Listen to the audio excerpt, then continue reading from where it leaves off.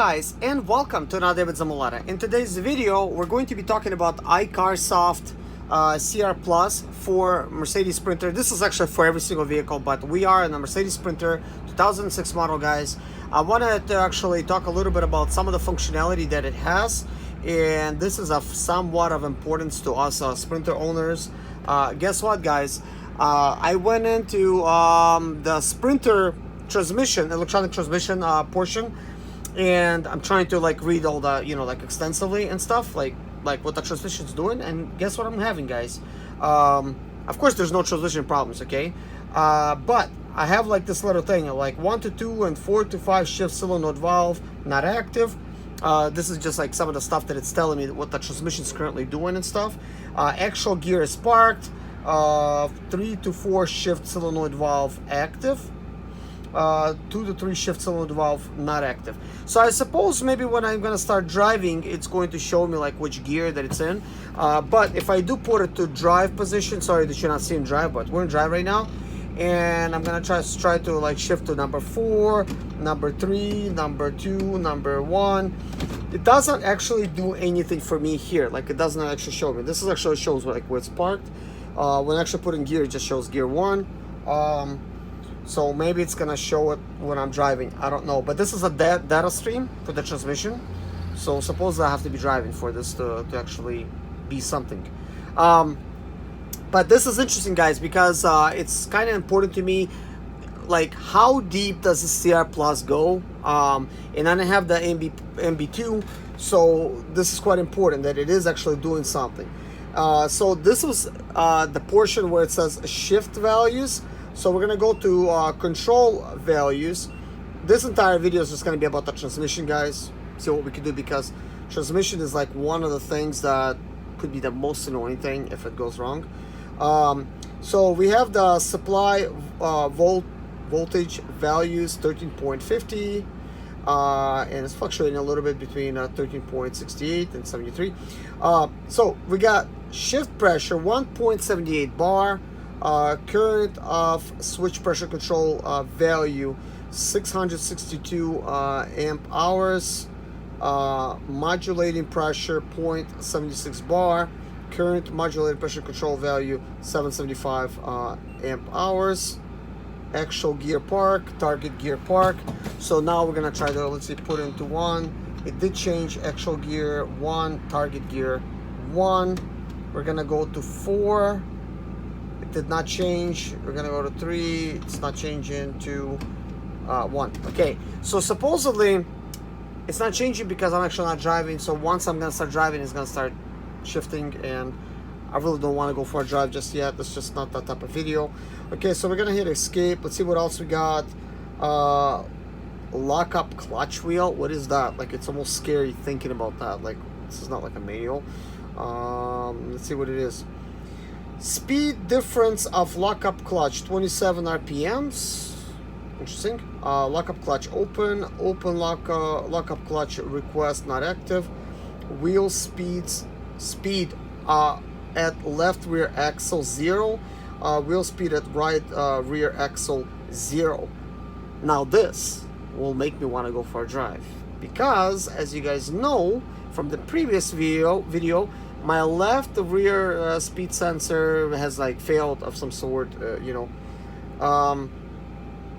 So let's go for a drive. Let's not really wait. Let's just go for a drive. Like, how could I fix this to where it's not gonna fall? Yeah, that's gonna be interesting. So I want to see if it actually is reading the actual. Oh, it is reading it. Yeah. Left rear axle. I'm getting a reading for sure, even though I just started driving a little bit. So let's go ahead and go.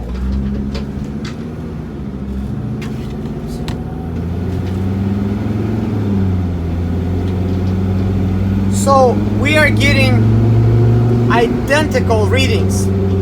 Identical, left and right. Like right now it's 584, 618. We're driving 50 miles an hour. 622, 628. We're at 55, 633, 643, and they're identically fluctuating. This is interesting.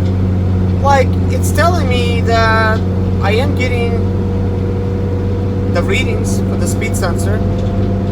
So why is my left speed sensor implausible?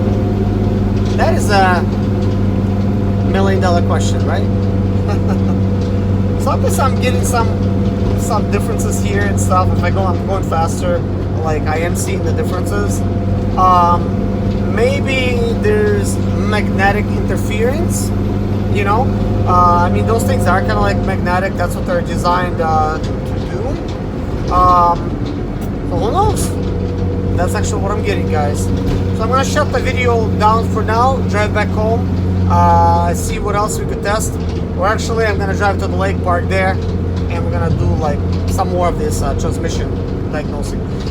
Why transmission today?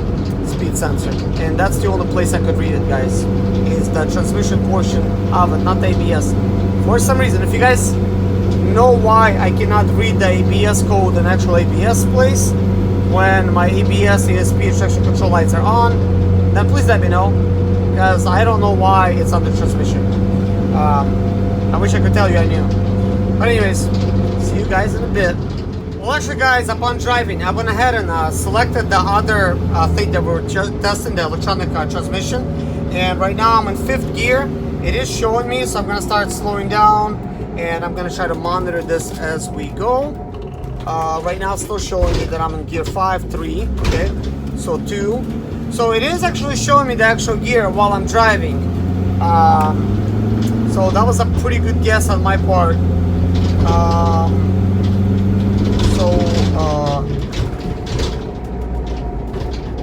Okay, like right now it's like speed number 4. Why am I doing a lot of okay? 3 to 4 shift solenoid valve was active. It just came out active. 1 to 2 not active. 2 to 3 not active. What is it telling me? I'm not going slow enough. So possibly once I'm gonna start going slower in here in the actual park, because actually that's where I drove in. Maybe those things will come on, my only guess. So let's try to slow down like a lot. And 1 to 2 and 4 to 5 shifts. Yeah, 2 to 3 just became active, and then it went inactive. Yeah, because, you know, I went a little bit faster. I am getting this like this sound like in the back, it almost like metal on metal type of sound. It's a possibility my rear differential, like the bearing is going bad. Hopefully not, but it almost sounds like gear on gear has no lubrication. However, it does, you know, there's actually gear oil in there. So I am seeing, you know, like my speeds and stuff. Like right now I'm at 2nd speed here, and the thing about it is when I look at the speedometer, it just says D. It does not say what speed that I'm in, because I just left it on D. I'm not doing a shift selector.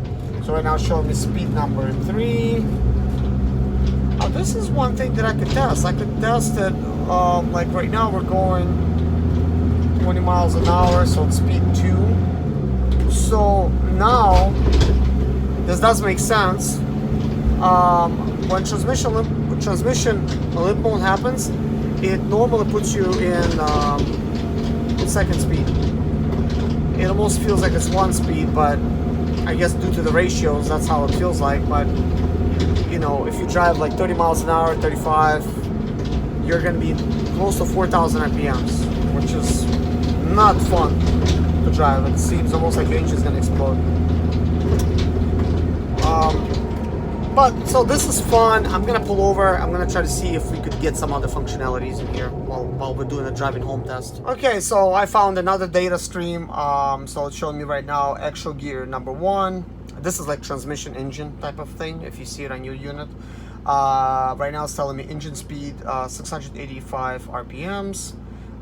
Transmission oil temperature in selector 65 degrees Celsius. It's Celsius.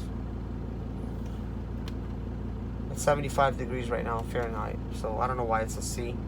Level position R or D. Engine speed, okay, so we have that.